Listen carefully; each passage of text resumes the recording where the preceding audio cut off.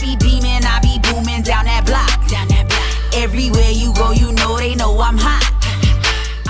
What's up? What's going on, my good people? Welcome back to the channel. Hope you all are doing well. If this is your first time here, I want to welcome you. Pull up a seat. Hope you enjoyed the content. And before we get into this video, I want to ask that you like, comment, share, subscribe. Go ahead and tap that bell while you're at it so you're notified anytime I drop a brand new video, go live, or schedule a premiere. All right, y'all. Today we are having a seafood boil, and I'm eating this seafood boil with... Hi, guys. It's Lisha. Miss Lisha is Honey. So I got a beautiful guest today. And this looks good. Shout out to everybody that was on live with us when we were putting this all together. So we got a seafood boil. We got snow crab, broccolini. We got some boiled eggs. We got some corn. We got some peppers. We got some cucumbers off to the side, some lemons. We got sauce. Y'all, we got everything. We got everything. And we also got y'all topics. On the community tab, I said I wanted y'all to hit us with the topics. And on Patreon, they got theirs. Patreon, I got some DMs. So we answering everything. All right. So we're going to eat a little bit and get into the topics, y'all. We're not going to eat long, but we need a couple bites. And then we're going to get into the topics. Y'all got some really good ones. So thank you so much. You ready? Yeah. All right. What you want to start with? I don't know. Oh, I start with an egg. An egg? Yeah. I always start with corn. Me too. I kind of wanted to start with corn. The corn always be calling my name. I don't know why, but it does. Got it in the sauce, y'all.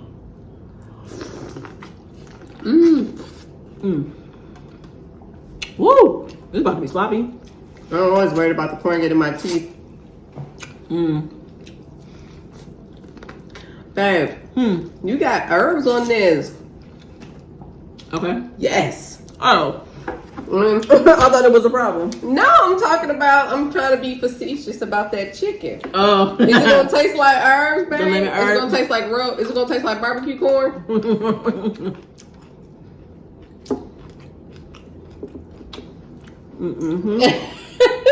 You silly. I almost wanted to go to the fair just for the corn, y'all, because I love fair corn.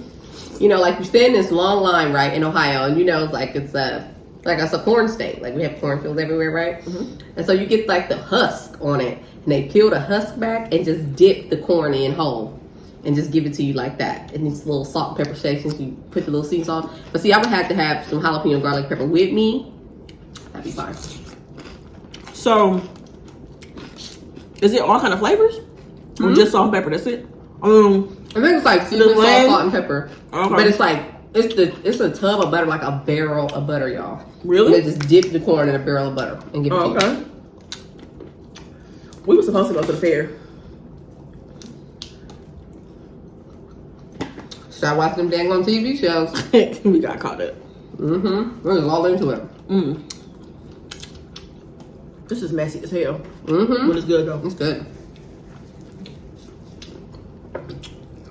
I definitely need an egg. See, baby, you don't be giving them no bite. I'll be the one giving y'all the bites, y'all. I'm sorry. Oh, it's because you say it's my channel. That's why I gotta do it. Right. It's your channel. I'm a guest. But I'll give y'all about my broccolini, and I don't share that usually. Only person I share broccolini with is who I'm sitting next to. Okay. We be tearing broccolini up. We eat a lot of it. I know. I hate when I can't find it. And I've been having a hard time finding it lately. Ooh, this is about to be good. All I did was saute this broccolini. Oh, look at that. Ooh, that looks good. I want to tear this up.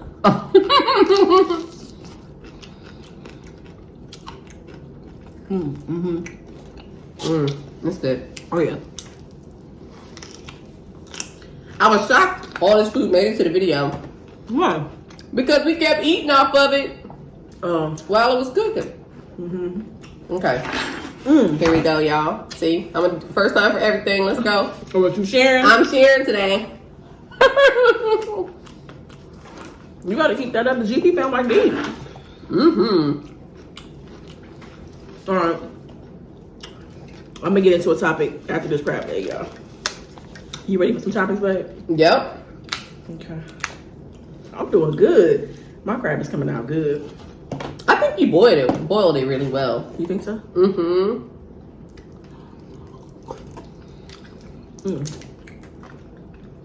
That was a monster. Okay. An egg, y'all, and then for real, the topics. Another egg for the all like that.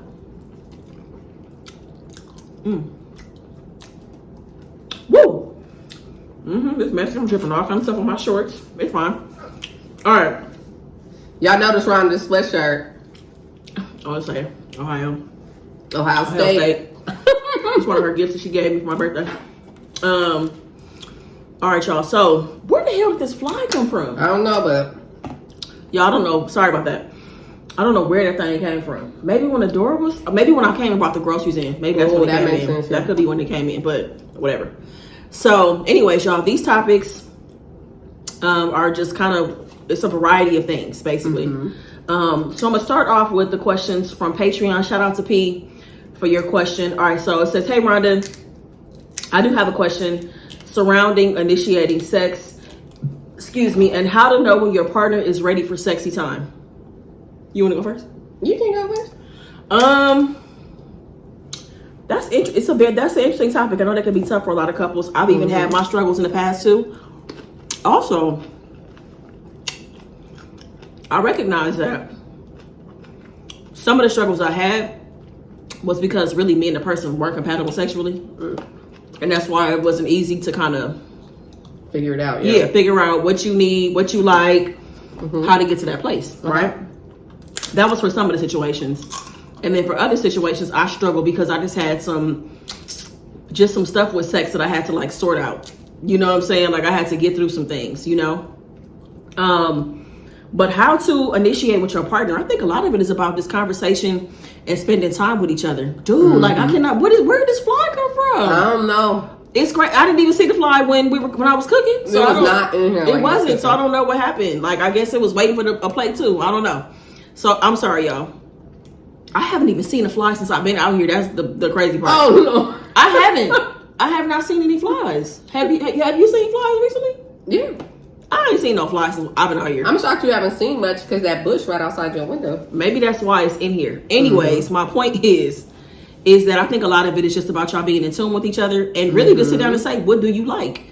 What turns you on? What gets you to that point? For some people, it's different. It's different. Like it's an all day kind of thing, you know, just things that you say or do throughout the day, or maybe text messages that lead up to it, or it's just so much. So I feel like you have to have a conversation so you understand what your partner likes, so you can have an idea.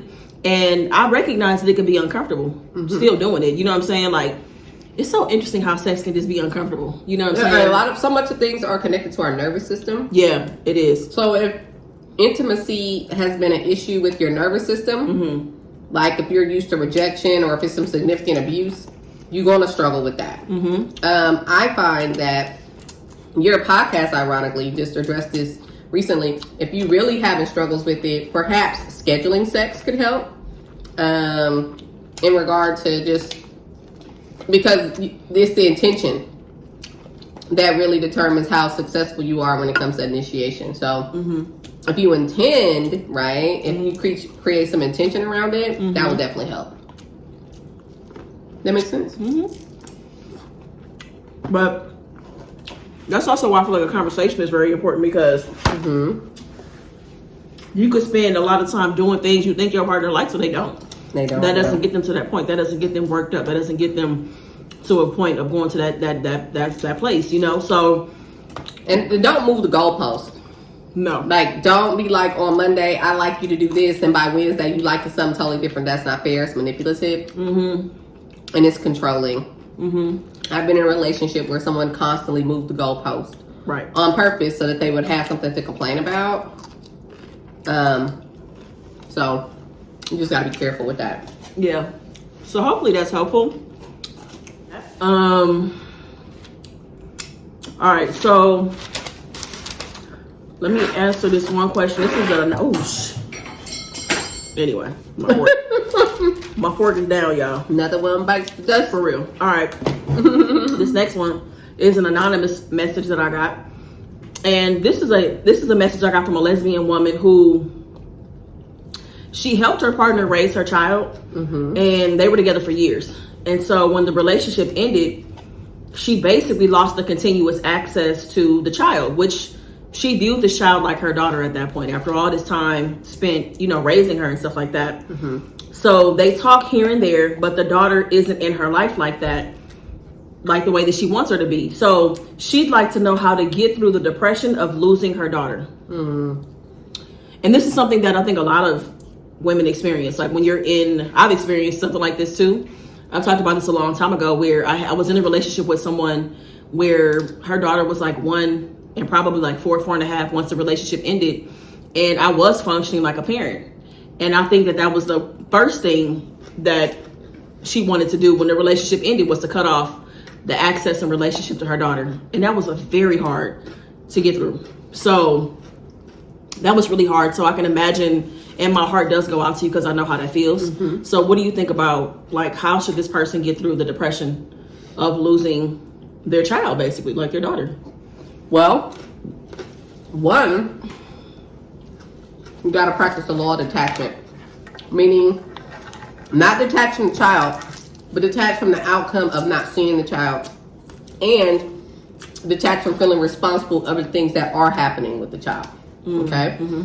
So, like, you can't feel responsible if the child is being exposed to abuse or they're in a bad home situation, especially since it sounds to me like her and the kid still talk, right?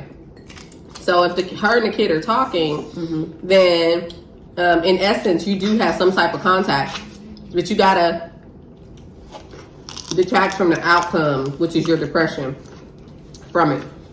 Only focus on the things you can control. Be there for the child when they call.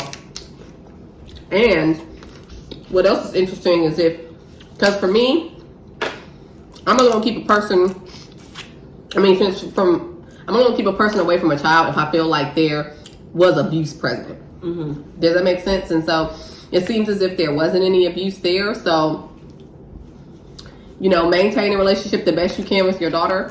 But the way you kind of combat the depression is, one, focus on the good memories you have with the child.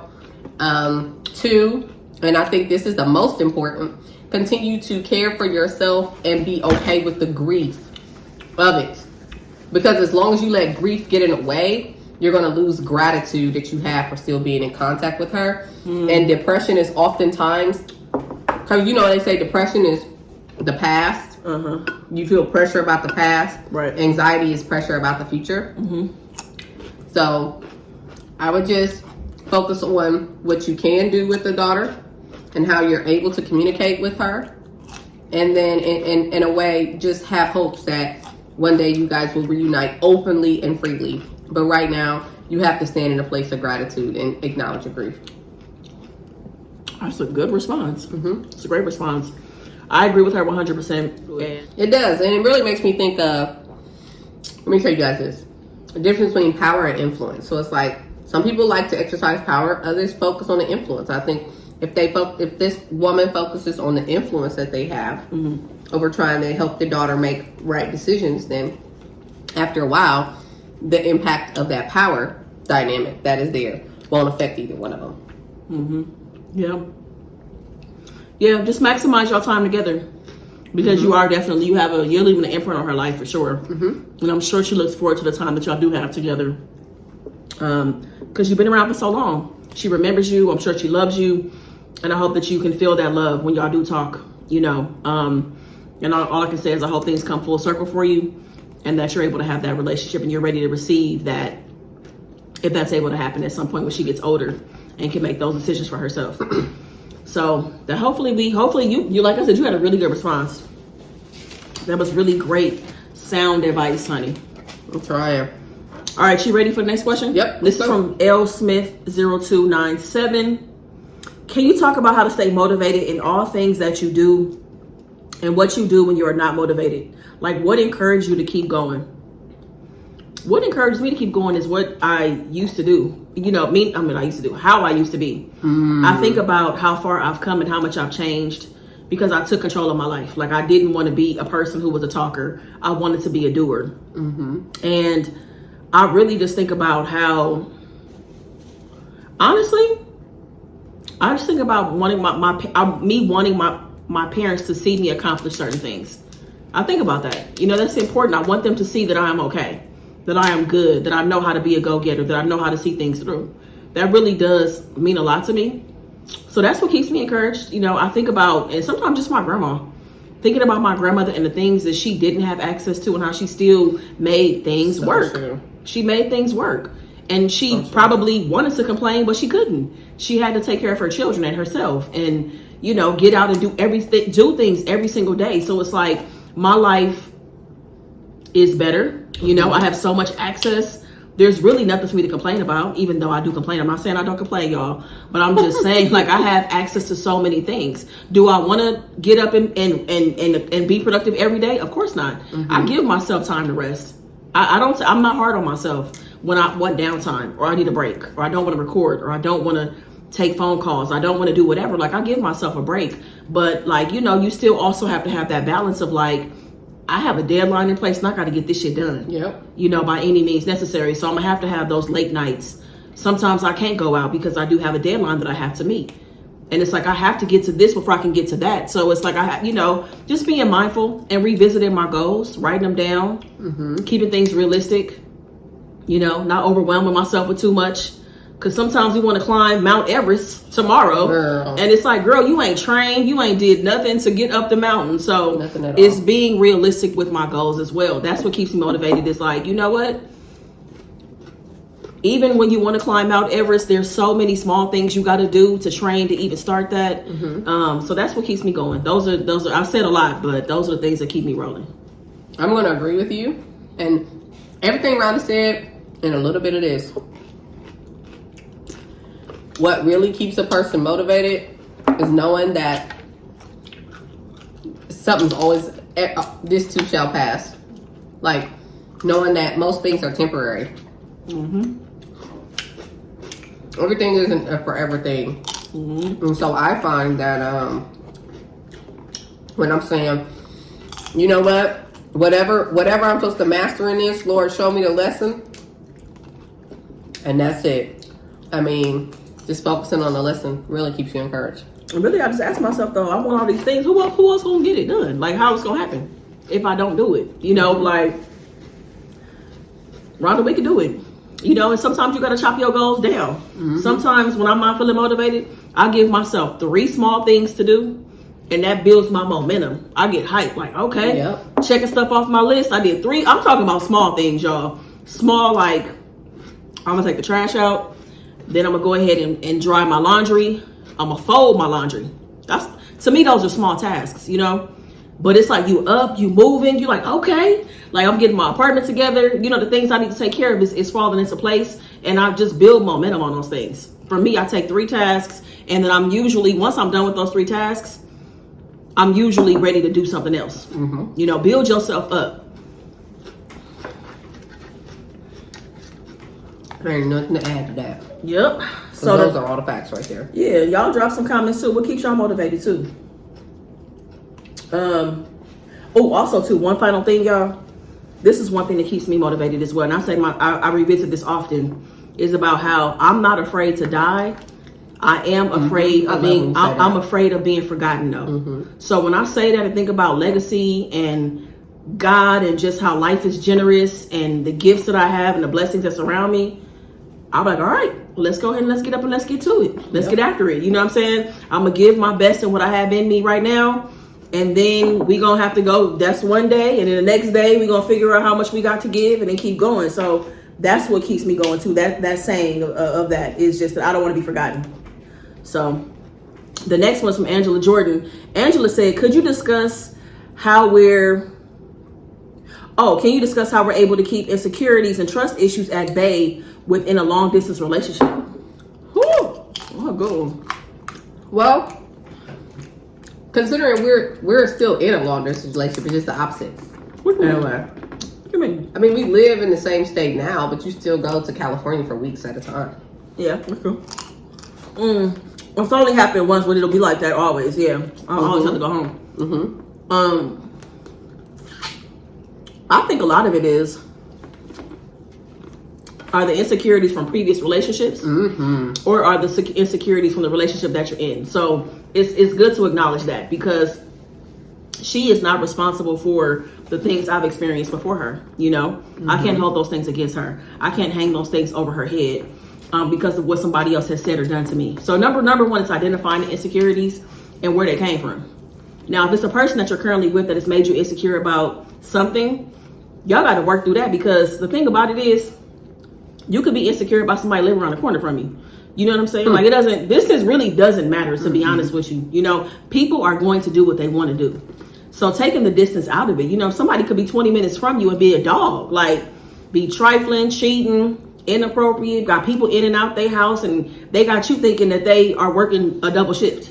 You get what I'm saying? So it really just depends. Like, you really have to understand where the insecurities are coming from and what is that person doing to make them trustworthy. You know what I'm saying? So for us, it was about like, you know, hey, I'm about to film, I'm gonna call you right back. And I'll call right back. You know, it's not like I just disappeared for the rest of the night. You know what I'm saying? So it is about that person's actions and what does it match up? Or is what you're saying, does it match up with your actions? You know, that's a big part of it. So for me, it's hard to focus on distance because I've dealt with people in the same city, same state, and it was horrible.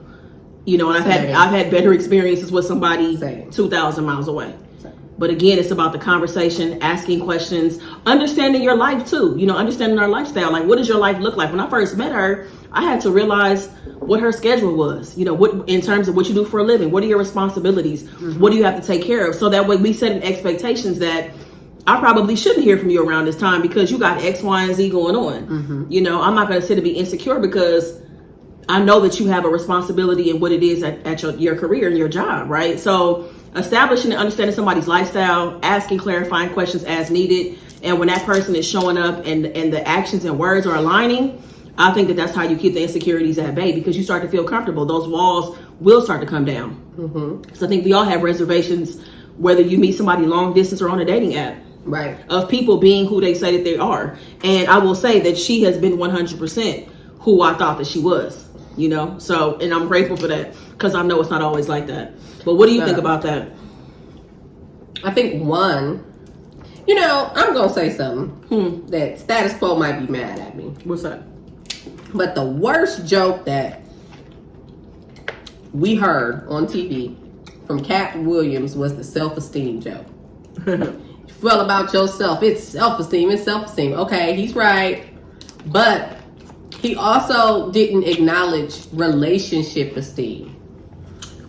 You need to build esteem within your relationship. And the way you do it is having open, honest conversations, not hiding things.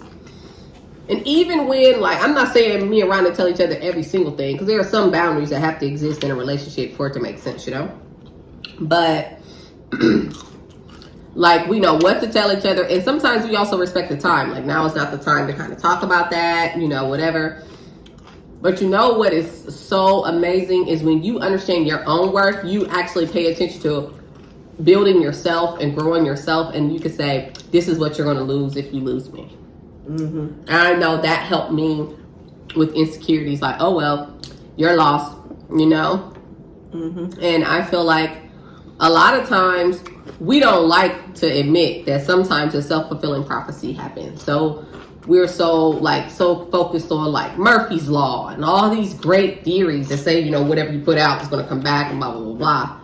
But we also shouldn't just focus on the bad things. Sometimes, what if this goes well, should be our focus. Yeah. That's just from my perspective. That's true. And what have you done? What kind of work have you done on yourself for things to go well? You know what I'm saying? Like, are you the things that you expect from your partner? Like, can you be honest and communicate and be exactly who you say you are? You know what I'm saying? So, and where you say you're gonna be. Right, all of that, exactly. And be honest about who you're with, who you're spending time with, who's in your inner circle, who's in your orbit, you know, all of that. So it's a lot of things that go into it, you know what I'm saying? But I think that we overcomplicate it though. We do. It can be. All right, next question is from Muffin Booty. What's up, Muffin Booty? Do you ladies have triggers, and if so, how do you deal with them in a relationship? Like, do certain things trigger one another? And if so, how do you go about handling it?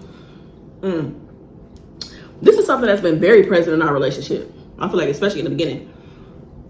As we're getting to know each other, Every trigger. There were things that I didn't even realize was a trigger until we were together, and maybe conversations we were having.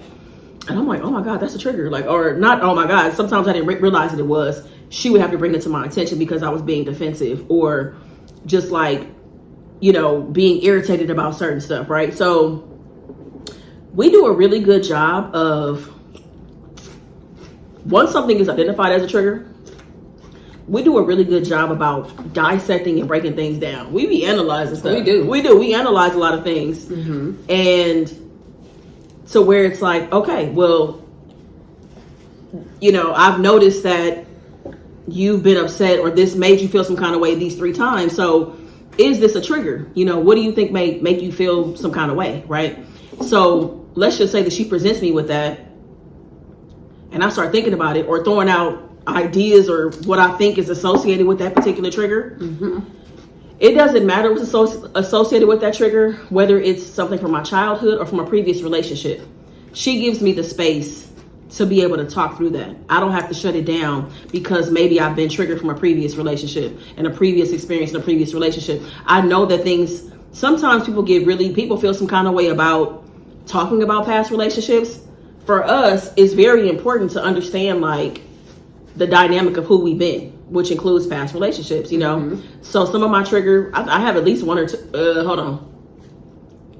2, 2 triggers I can think of right now that are associated to previous experiences and relationships, right? And I don't have to be dishonest about that. I don't have to lie and say, oh, this is about one of my old friends, or this is why I feel this way. Nah, it's because of a previous relationship I was in, and this is how the person came at me, or how they talked to me, or I felt like I was emotionally abused or whatever. I can say that to her, and her not be upset about like, why are you bringing up your ex? You know, you can't be met with that. Like, you have to be able to manage those triggers. Once you identify them, and recognize it is a trigger and getting to the foundation of what it is, having the freedom to talk through what that trigger is rooted in is how we handle it. You know what I'm saying? And then that way we can figure out like, how do we navigate the waters of that particular trigger, you know, of like, yeah, I understand that if I say this to Rhonda this certain way, it's going to make her feel a certain, you know, it's going to set her off a certain way. So she can now practice mindfulness going forward. So what do you think about like triggers and how we handle it in our relationship? Well, it's definitely what you said, like by being honest with each other. But what we also do is we don't hide it, and I love the way you describe space. Her space is definitely what always keeps our relationship healthy, because we're all healing and grieving, you know, one way or the other. It's not how fast you get there; it's how far you go. And I think with that being the focus in our relationship, it's been a lot easier to handle those triggers. And, you know, a lot of times you don't know things are triggers until they occur. And being able to have a partner where you're like, okay, I didn't like that, and being able to say why is essential. Because the way you really confront triggers in a relationship is creating a safe space for one another to share and to use conflict as opportunity. So I was like, oh, it was some mistakes. Sometimes I call mistakes. Oh yeah, I've hit some growth opportunities. There's some growth opportunities there. You know, that's how you got to look at it, because as long as you keep fighting each other and not the problem, confronting each other and not the trigger, then y'all at war and you're not at war with your own healing. So there are things like that. And you know what else is essential is listening. Not just being able to have a voice, but being willing to listen, because sometimes both people are triggered. And then sometimes you can identify a trigger that something can potentially be a trigger for somebody. Like if you listen long enough, you can say like, okay, that's a very sensitive part of this person's life. It's something they experienced in their childhood. They bring it up regularly. It comes up often. You know, I see that maybe even a certain food kind of like their body language shifts, or, you know, so you can observe certain things that maybe the person hasn't shown enough for it to be truly a trigger, but you can just even get ahead of it. Like, okay, I can see how my partner might be triggered by this particular thing. So I'm gonna be mindful about that. Right.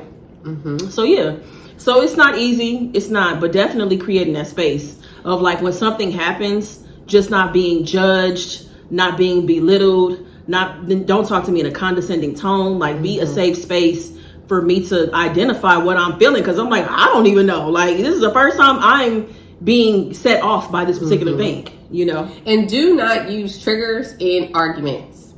Yeah, like throw it in somebody's face. Man, I was in a relationship with somebody who would purposely do that. Like, if I was winning an argument, or they would purposely say to me, like, something I told them, something that hurts me. And why are you weaponizing my triggers? Or even, remember, I just recently broke up from friends for that. Yeah. Like, do not ever weaponize my triggers. Yeah. So make sure that doesn't happen too, on both regards. Right. Yeah. Next up, Shantavia said, can we talk about the Carlee Russell situation? I have mixed feelings about the whole thing. I feel like I don't know everything that's going on, honestly. I wasn't even keeping up with the story, y'all, when it was happening. I was getting bits and pieces of it. I know that her boyfriend is no longer with her. I know that she admitted that that all of it was a lie, pretty much, you know. But I feel like I wasn't keeping up with all the details while it was happening. Could be some mental health stuff going on, possibly. I don't know what part of what she was trying to escape and why it went this far. Yes. And why she felt escapism. Like, yeah. But escapism is a very real thing of trying to get out of your life. Did she feel like because she was a black woman that it was going to fly under the radar? Maybe. Because we all know how black women are treated in terms of like when they're missing, you know, getting national news coverage. Maybe she thought she was going to fly under the radar and be able to escape for a couple of days or weeks. I don't know. But like I said, I kept on seeing, I was reading clips and like, I was reading small segments about everything that was happening, you know, but then I feel like I couldn't really find a full story of what was happening while it was happening. Agreed. Yeah. So then it was like, then these back and forth things of like possibilities of it being a lie. So I'm like, okay, I'm just going to leave everything alone about Carlee Russell until it's finalized, you know? Right. Where it's a whole like steady trend of events. Right. Because I couldn't keep up with everything. You know what I'm saying? So I have mixed feelings about it. Do I think she should go to jail? I don't think she should go to jail. I think she should be treated like other people who have used resources, used the police, and made reports of things that were not true. You know what I'm saying? And they usually it's been a lot of instances where it's white women that have done that in the past, where they have, you know, said that black men or women have done this. I'm in the hospital. I've been taken advantage of. I've been robbed. If those women didn't go to jail, I don't think that she should go to jail either. You know what I'm saying? Should she have something on her record? Maybe. The most it could be is a misdemeanor. That I know for a fact. It's embarrassing. Alabama. The embarrassment is enough. The embarrassment and humiliation is enough. This is like life altering. It's gonna follow her for the rest of her life, and it's everywhere. I mean, where could she go now? Everybody's gonna automatically presume that she's dishonest. She has low integrity. Yep.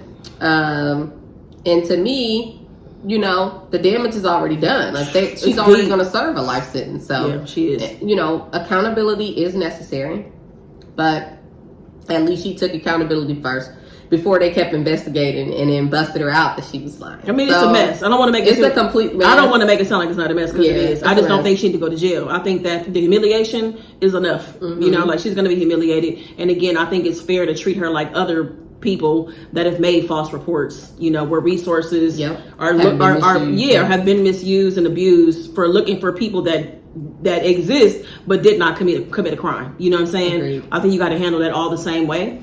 Yeah, but the embarrassment, I mean, what can you do? Yeah. You gonna move to another country? A lot of times embarrassment is all you need. Man. And she's so young too, you know? So young. So that's what I think about it.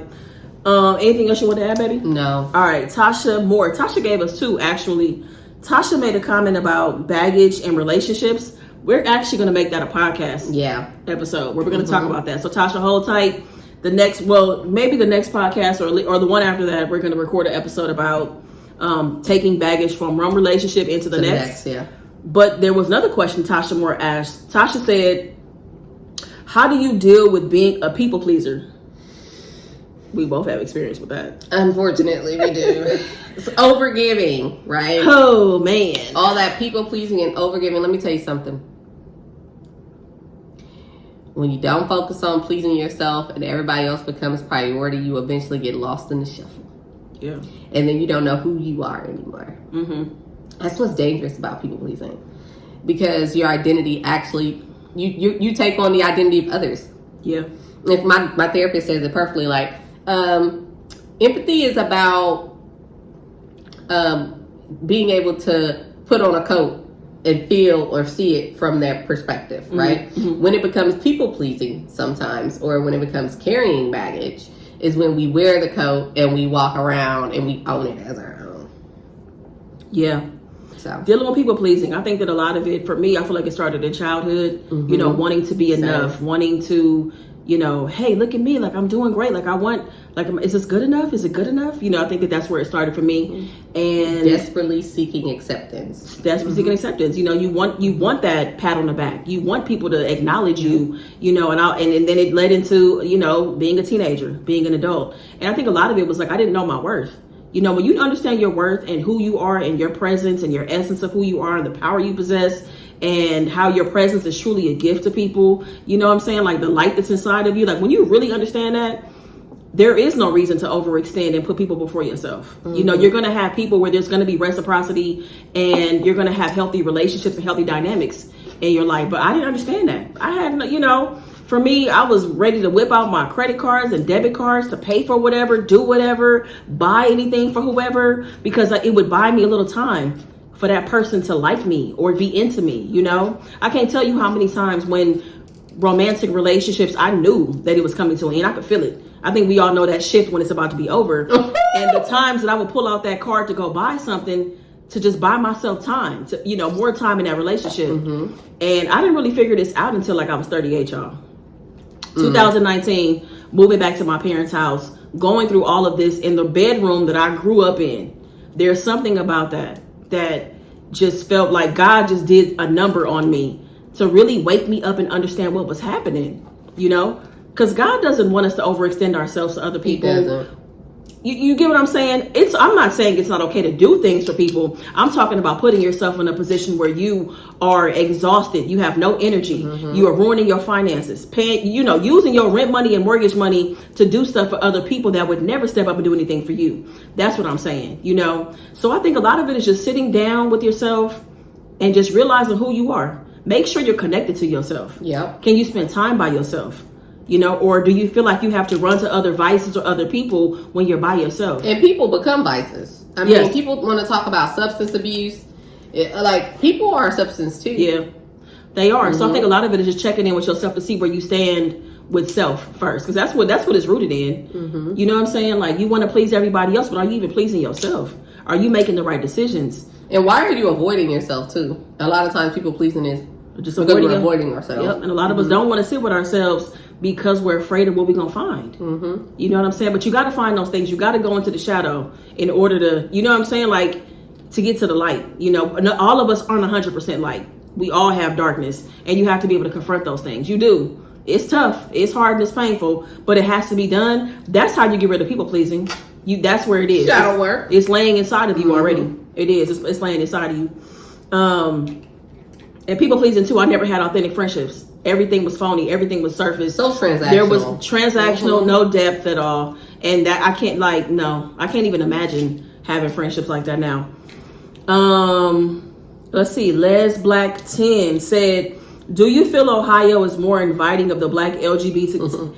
Okay. Do you feel Ohio is more inviting of the black LGBTQ community than LA? And what other things do you appreciate more being in Ohio?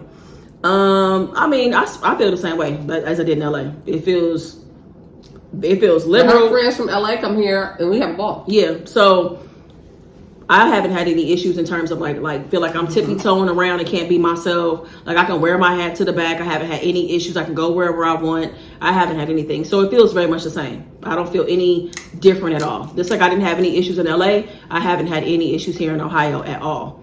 None whatsoever. And what other things do I appreciate being in Ohio? I appreciate, you know what? I feel like a different sense of community out here. I mean, yes, my honey is here. I appreciate her being down the street, yes. I appreciate the lower cost of living. Yes. I appreciate much less traffic. I didn't realize how much that contributes to just... That's stress. That's too stressful. Yes. Traffic will wear you out. It's very stressful. Like even when I went back home for 3 weeks, like taking 3 hours and 15 minutes to get to my friend's house when it normally takes an hour and 30 minutes, 2 hours max to get there. that's a lot of stress. It is, you know, and you trying to get to somebody's house by a certain time. Y'all got places to go, things to do, just that pressure on yourself. So honestly, I didn't even realize how much that was going to, I live a very relaxed life because I'm not stressed financially because the cost of living is a lot lower. And I'm not stressed about traffic because it's just different. And at this point in my life, I love it.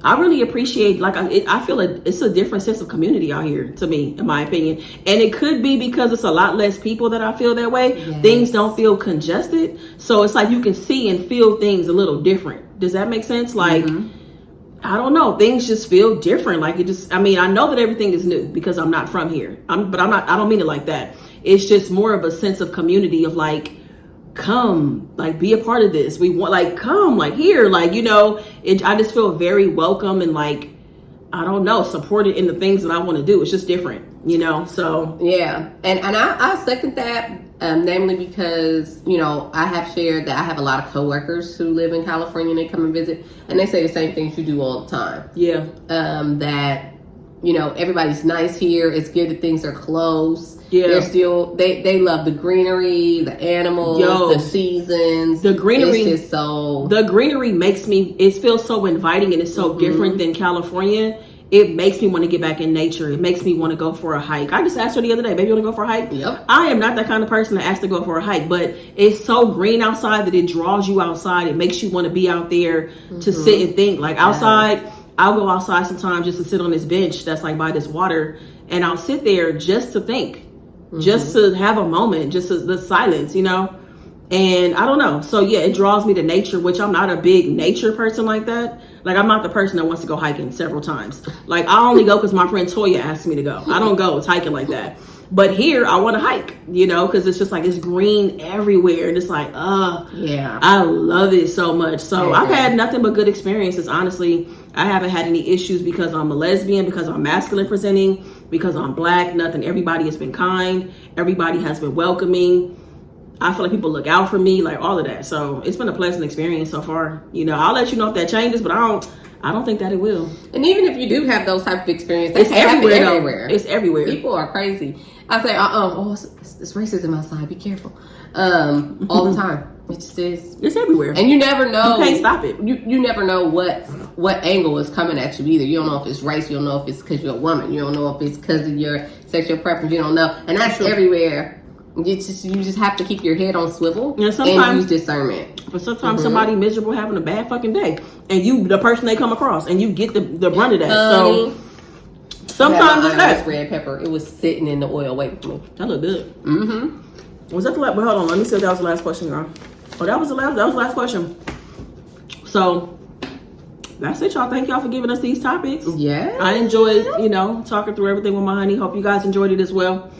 Anything you want to say before we go? No. Thanks for giving us the topics, and always thanks for watching my favorite person. Aw, she's so sweet. Thank you for coming on the show, honey. I appreciate you. Thank y'all so much for watching. If you enjoyed the video, please be sure to give it a big thumbs up.